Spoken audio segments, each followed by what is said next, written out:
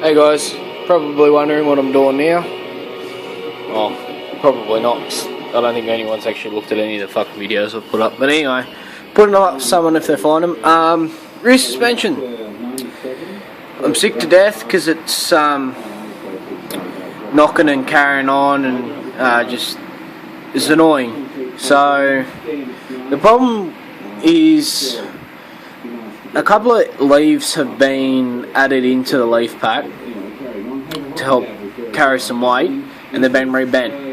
As you can tell, shackles all the way the wrong way, but that's because there's no weight on the arse end. If you're like me, I probably wouldn't recommend doing this. Get a bigger jack, but they seem to handle it alright. Bricks, timber, and I wouldn't recommend putting bricks on your jack. Use timber, because you can actually hear it crack and carry on before it gives way, where bricks just like to disintegrate.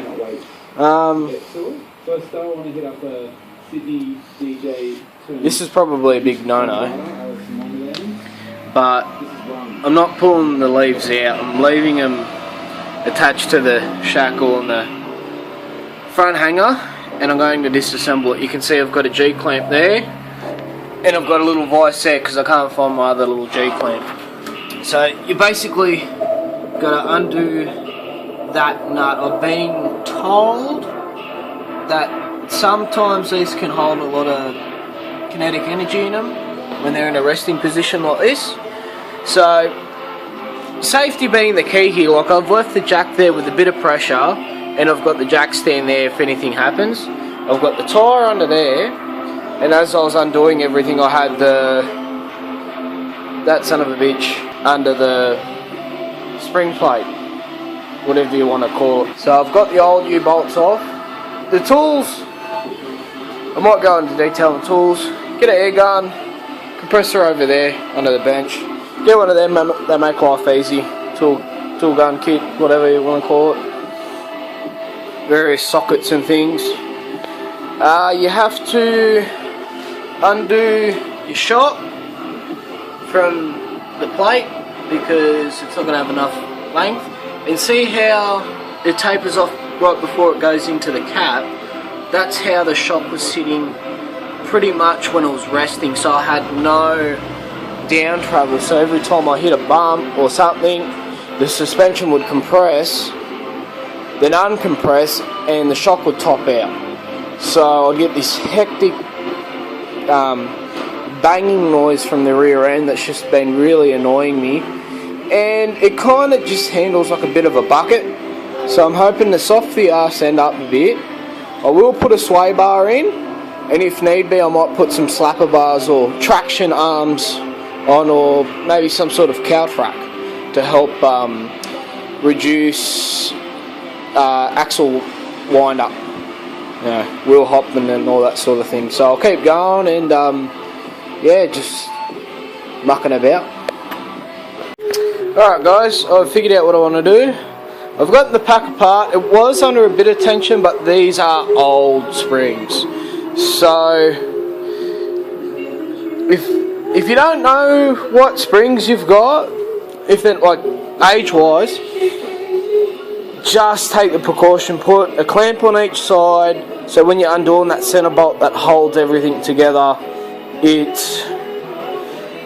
doesn't fly apart. Like the front ends on these things in the GMs are bad and that. For standard springs, if you unbolt the lower control arm, the spring will just like fly out, literally it'll explode.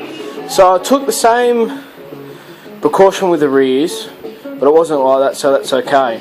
So theoretically I've taken 3 leaves out, but there's only 2 on the floor. This is the original off the pack. It was loose and I thought, what the fuck, I'll take it off. That's the long one, the longest out of the three extras, and I've decided I'm going to put the middle thickest one on the top.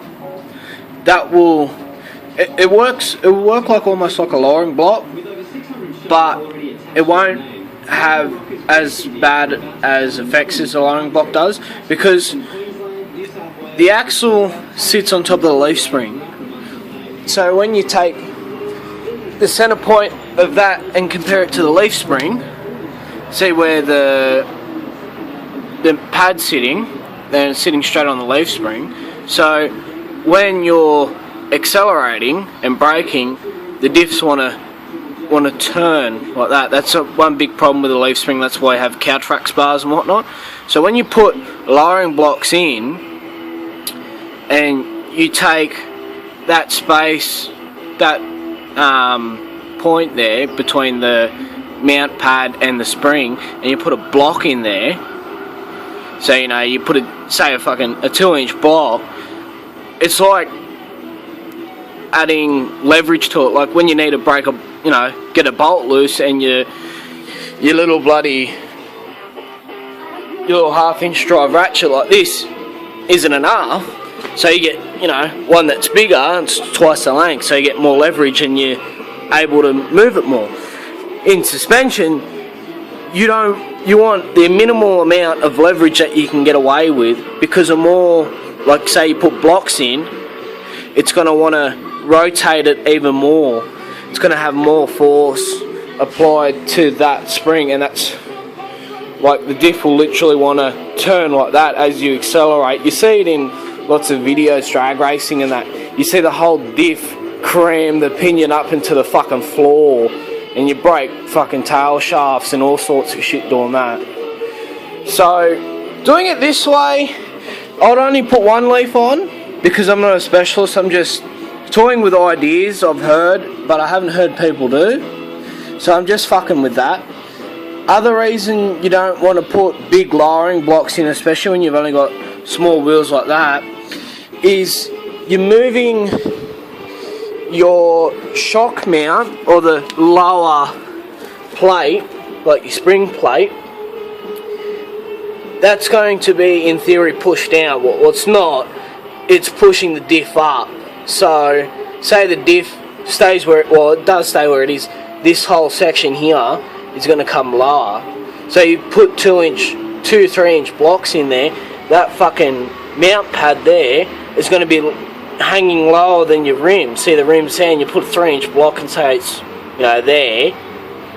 So if you get a fucking flat tire on the highway, the thing that's going to hit the deck is your spring pad and not the rim. The rim, who gives a fucking shit about that? It's going to roll and carry on and throw sparks. That's going to hit the deck, dig in, and, well, it's going to fuck your shit up. Literally. It will be an absolute nightmare if that happened. But I've got a little trick for you guys. Because I've put this thicker top spring in, it hasn't got as much of a curve in it. It's a lot flatter of a spring.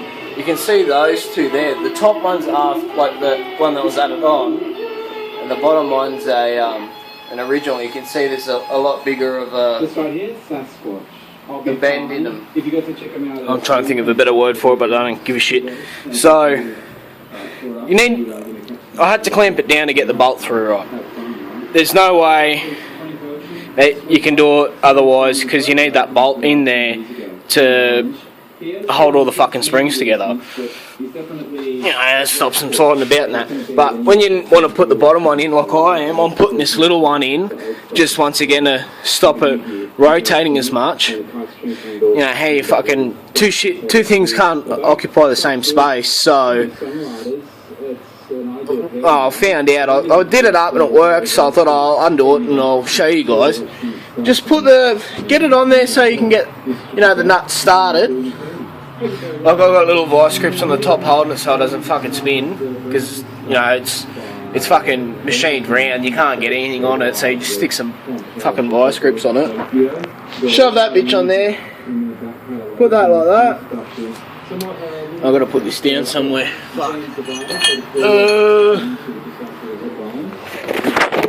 Then set your camera up so you can see something. Plug your son of a bitch in. Right. Make sure it's on do up mode. Oh, almost fucked up there. There we go. Get it on.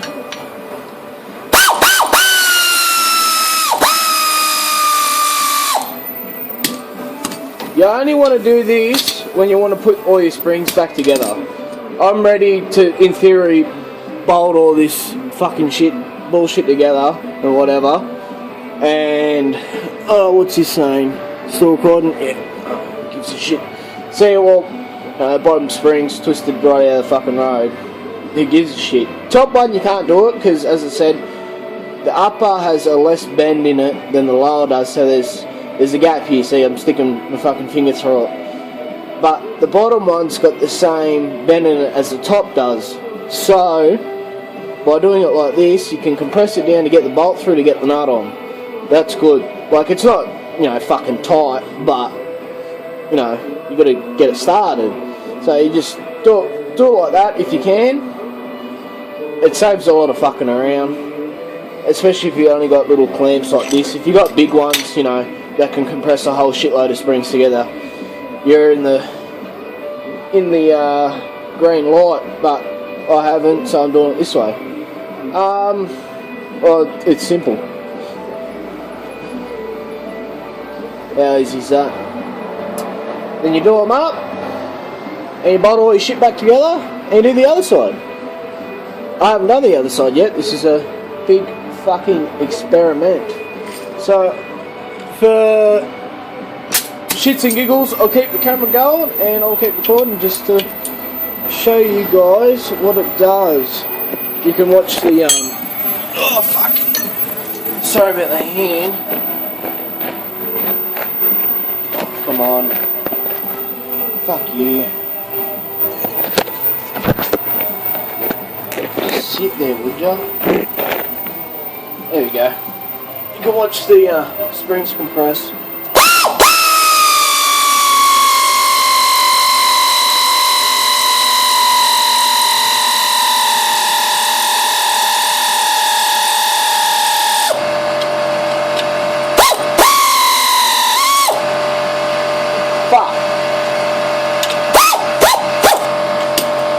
Alright, that's enough. You get the gist. Oh, I've got to get a fucking spanner now.